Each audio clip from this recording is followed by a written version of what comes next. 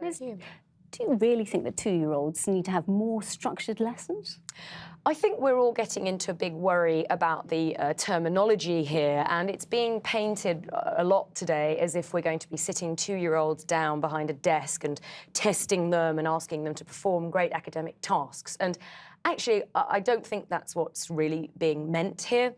I think we have a real problem with the word teaching. For some reason, we seem to think it's a dirty word or a cruelty upon children to teach them things and then ask to see how they're getting on.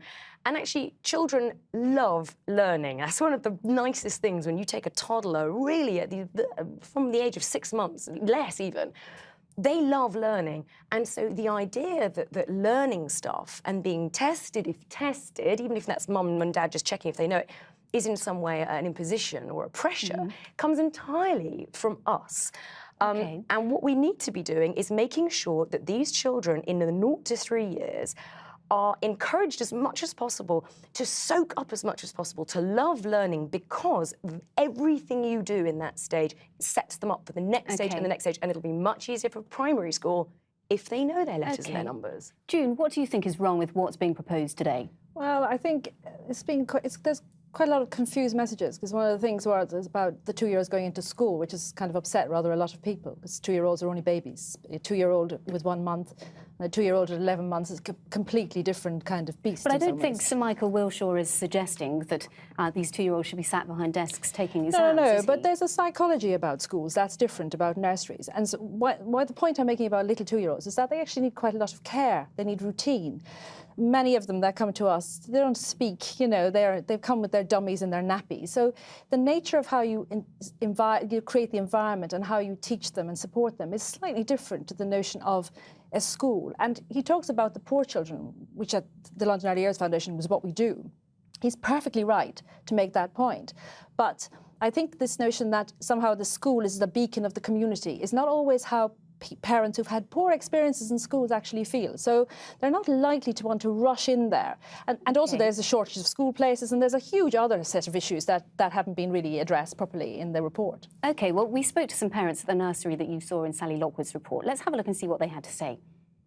2 years is a bit young. That's ridiculous. They're all different. I wouldn't want him to have any kind of formal learning at this age. I'd want him to be getting dirty and playing and learning and having a childhood. I think I'd rather the nurseries just, concentrate on looking after the children and just helping them, developing their sort of skills, rather than another set of testing, more paperwork for them to fill in. I just think it's too early. I think I'd rather stick with it when they're, a little bit older.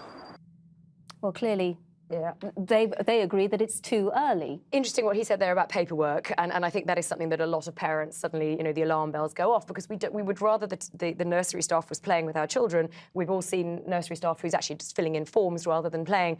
But the message today really must be that what we're trying to do is we're trying to create a culture in a society which really believes that from day one, it's a positive thing that you're giving your child to teach them something. As you walk down the street, look over there, what number is that? Can you see the number on the bus? It's that, and we don't want to sit them down and test them formally. But the point is, it's that actually what they fail to talk about is parents.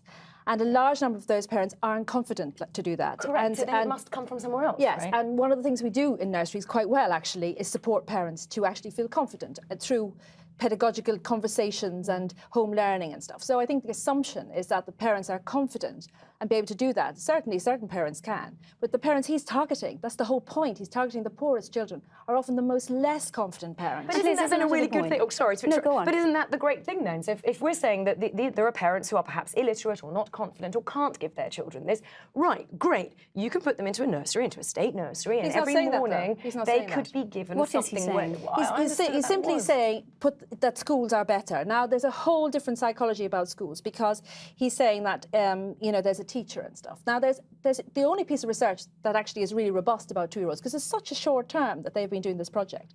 Actually, it says ratios is very important, so you need more people. You're not going to get that necessarily in the school. There's some really fundamental issues about parents supporting parents. We work from 8 to 6. We work 51 weeks of the year. So a lot of what we do is built into supporting parents. So I think it's not so much that what he's saying is wrong. It's the notion that it's easily slotted into a school environment. Quality is so much more important than quantity, and I would rather see, always have rather seen my children with a lower ratio of staff to children, but a far higher quality of staff.